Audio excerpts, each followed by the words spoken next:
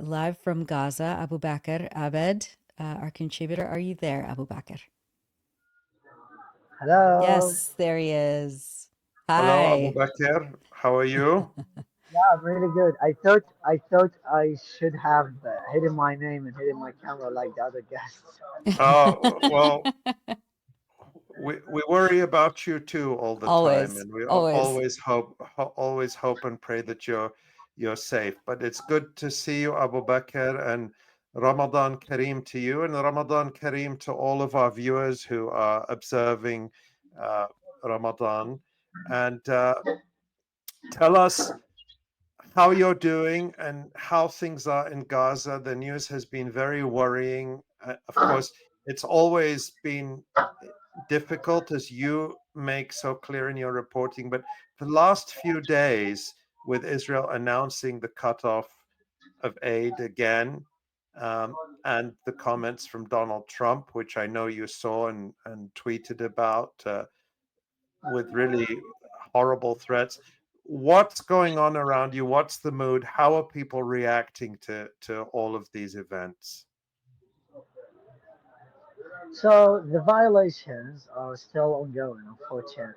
And just like moments ago, the Israelis are still firing at people's homes in Rafah, the southernmost part of the Strip. And this has gone on for a very long time since the ceasefire took effect. And it seems like Rafah is out of the ceasefire deal framework that has been signed on January the 19th. At least 60 people have been killed there since the ceasefire took hold, and there are still many injuries. And this is apart from the fact that Rafah is filled and littered with unexploded ordnances, and those ordinances have caused many casualties over the course of the past weeks. And not only this, because earlier today, a drone strike on a government civilians in East Shajaiya neighborhood has killed one and injured many others. This is just one violation, one outright violation added to more than 350 from Israel. And Israel has not adhered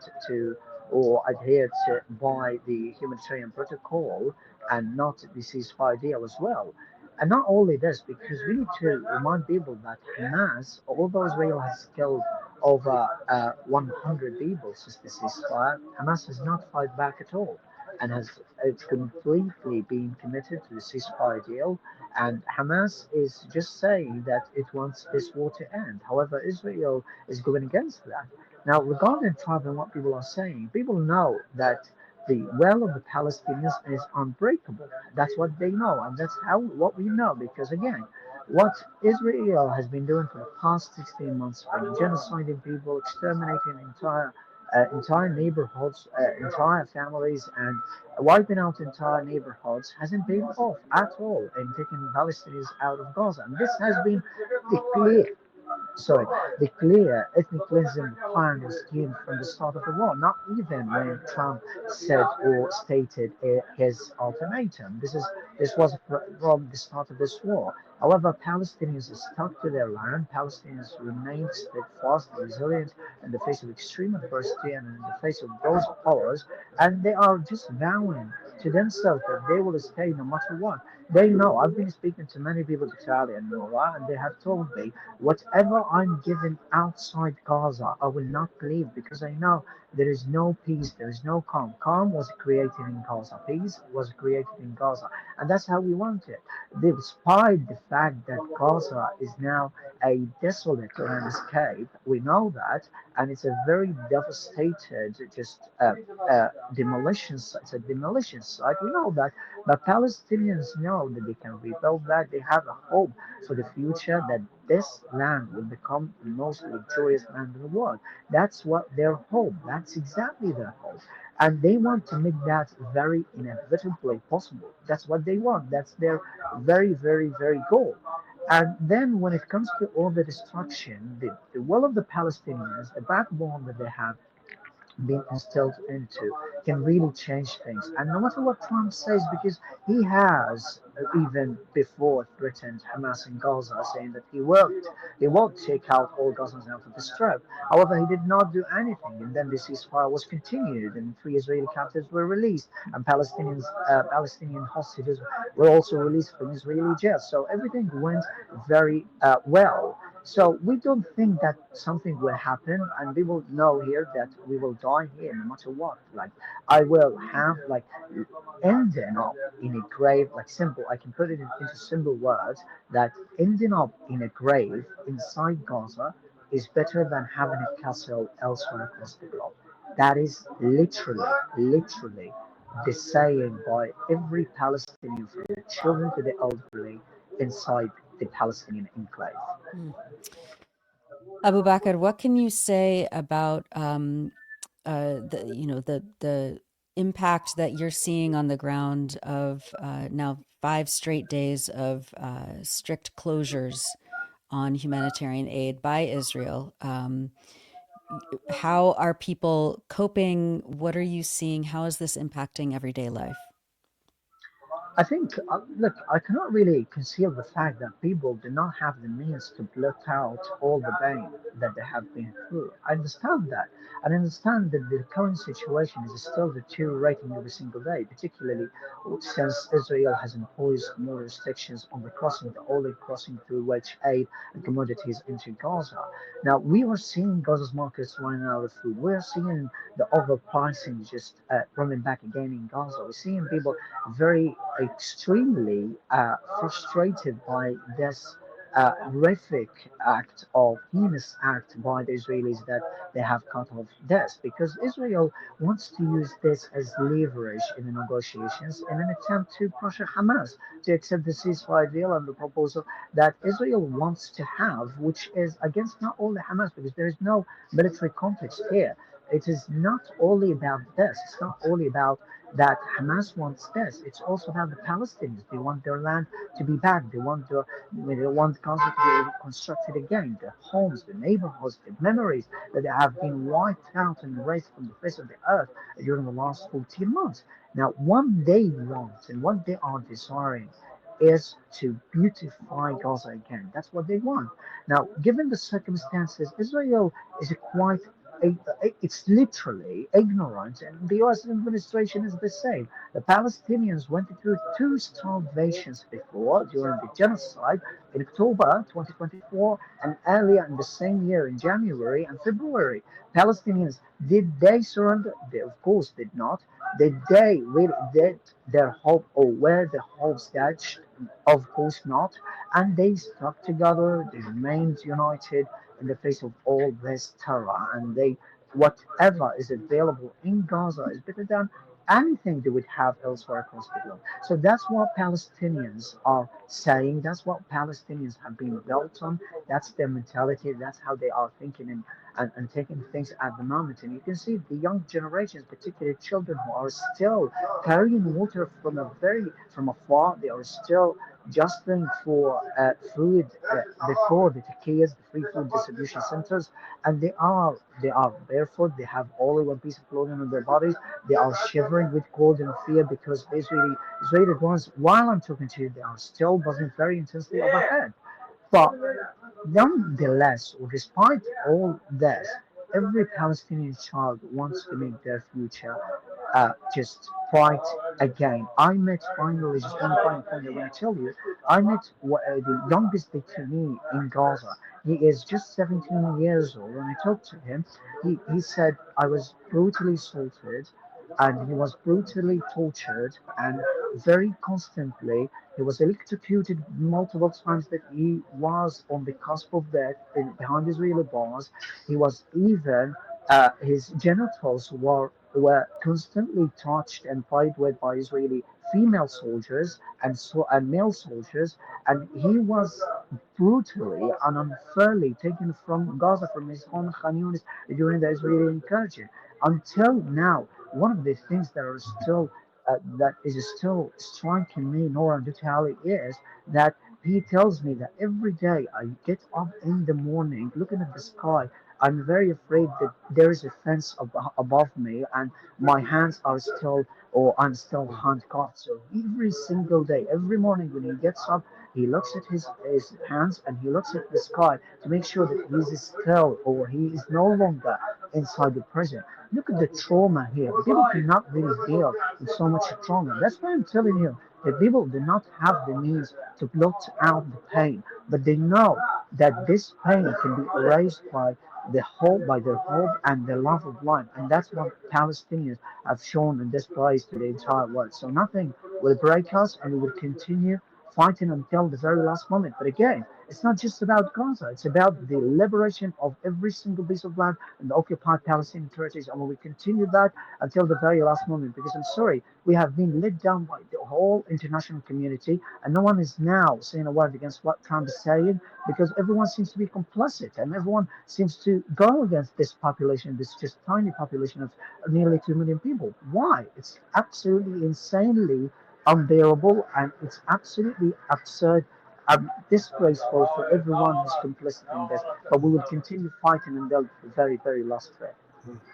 Abu Bakr, we know that your battery is running very low and we won't be able to talk to you for very long. So just before you go, I just want to ask you, this is now the second Ramadan during genocide. Um, we saw some images of people celebrating, of people having a community iftar and suhoor, but just give us what's your impression of how this Ramadan is in Gaza compared with last year, and just in terms of the atmosphere for people I now. think the most important thing is that the bloodbath has stopped. So we're seeing no more killings. We're seeing, although we have seen that, to be honest, early in the morning one was killed, but it's not of the same scale that was happening during the genocide on the last Ramadan, April 20, or March and April 2024.